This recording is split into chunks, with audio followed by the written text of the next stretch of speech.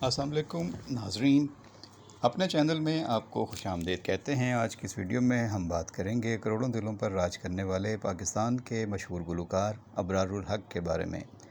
ابرار الحق کی جیب کٹ گئی، قیمتی مال چوری ہو گیا، لیکن اچھی بات یہ ہوئی کہ چور رنگے ہاتھوں پکڑا گیا، اور زیادہ حیران کن بات یہ ہے کہ یہ چور ایک مشہور انڈین شہری نکلا۔ جی ہاں، مشہور انڈین شہری نکلا۔ ناظرین، ہر سال 21 جولائی کو سالگرہ منانے والے 54 سالہ ابرار الحق کا شمار ایسے گلوکاروں میں ہوتا ہے جنہوں نے ہر بار ایک ٹرینڈ سیٹ کیا، اپنی انفرادیت برقرار رکھی اور اپنے خوبصورت، سریلے، میٹھے اور کامیاب گانوں سے مداحوں کے دل جیتے۔ ابرار الحق پاکستان کے خوبصورت ٹیکسٹائل شہر فیصل آباد میں پیدا ہوئے۔ سر سید کالج اور پھر قائد اعظم یونیورسٹی سے تعلیم حاصل کی اور پھر پنجابی گانوں کے ذریعے پوری دنیا میں شہرت حاصل کر کے اپنا مقام بنایا۔ بے شمار ملکوں میں پرفارم بھی کر چکے ہیں۔ اگر ابرار کی زندگی سے بلو کو نکال دیا جائے تو شاید کامیابی کا سفر بہت شروع میں ہی رک جاتا، بلکہ شاید یہ گاڑی سٹارٹ ہی نہ ہوتی۔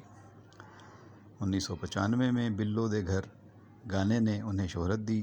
40 ملین سے زیادہ البم کی فروخت نے انہیں اپنے وقت کا سب سے مقبول اور پسندیدہ گلوکار ثابت کیا، اور شہرت، دولت، عزت، مقبولیت، سب کی دیویاں ایک ساتھ ان کے سامنے ہاتھ باندھے کھڑی نظر آئیں۔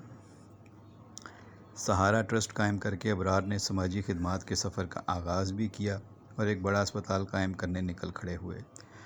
پھر نارووال سے سیاست میں قدم رکھا، پاکستان تحریک انصاف کے ٹکٹ پر قومی اسمبلی کا الیکشن بھی لڑا۔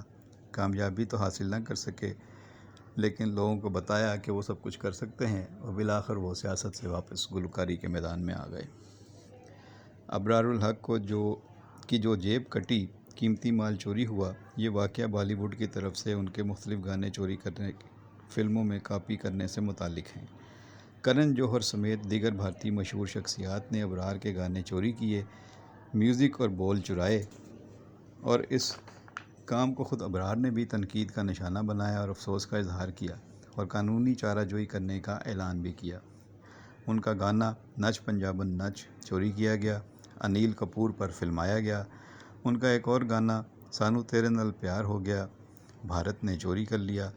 ابرار الحق کا کہنا ہے کہ کرن جوہر کو چوری کا مال نہیں خریدنا چاہیے تھا۔ وہ کہتے ہیں کہ ہارون سے انہوں نے چیزیں خریدیں تو میں نے ہارون سے پوچھا، ہارون نے کہا ایسا کچھ بھی نہیں ہے۔ اور ہارون کون ہوتا ہے؟ کوئی چیز بیچنے والا، یا یہ کون ہوتے ہیں ہارون سے میری کوئی چیز خریدنے والے؟ اگر ان کو چاہیے تھا تو مجھ سے پرمیشن لیتے یا مجھ سے بات کرتے۔ ابرار کا ایک اور گانا گل کرنی ہے ڈیڈی نال اسی تیری گل کرنی، یہ گانا بھی چوری کیا گیا، اور یہ بھی انڈین شہری سونو نگم نے چوری کر لیا اور سنی دیول پر فلمایا گیا۔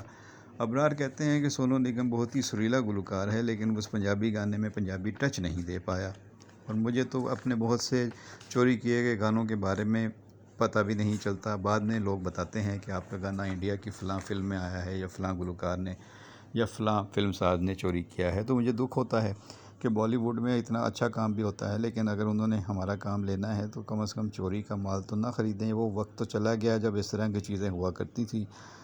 اب آج کے دور میں کاپی رائٹس کا زمانہ ہے، اور جب آپ کی کوئی چیز تیار کی ہوئی محنت کی چیز دوسرے استعمال کرتے ہیں تو ظاہر ہے وہ پھر اس پہ کماتے ہیں، تو پھر آج کے دور میں تو یہ چوری ہی کہلائے گی۔ ایسے ہی ہے جیسے آپ نے کسی کی جیب کاٹ لی، کسی کا مال چرا لیا۔ تو چوری کا مال اول تو خریدنا نہیں چاہیے، چاہے وہ کرن جوہر ہوں یا سونو نگم ہوں۔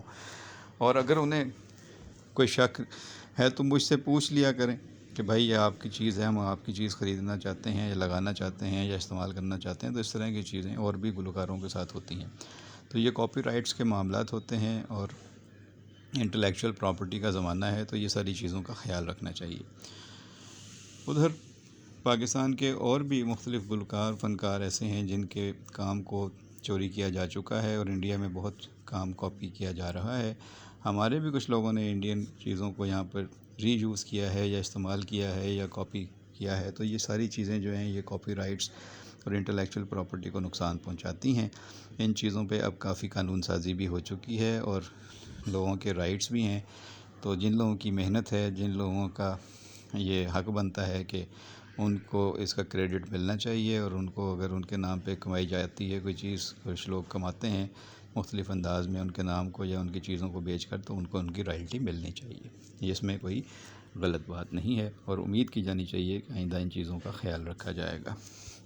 بہت شکریہ دوستو، آپ سے آخر میں گزارش ہے کہ ہمارے چینل کو سبسکرائب کر لیں، گھنٹی کا بٹن دبا دیں تاکہ آپ کو ہماری ویڈیوز بر وقت ملتی رہیں، اپڈیٹ ہمارے آپ کو نوٹیفیکیشن کی شکل میں بر وقت ملتے رہیں۔ اور اگر آپ کو ویڈیو پسند آئے تو اس کو لائک اور شیئر ضرور کیا کریں دوستوں کے ساتھ، اور اپنی پسند ناپسند اور ویڈیو کے بارے میں رائے کمنٹ باکس میں ضرور دیا کریں۔ ہمیں آپ کے فیڈ بیک کا انتظار رہے گا دوستو۔ بہت شکریہ۔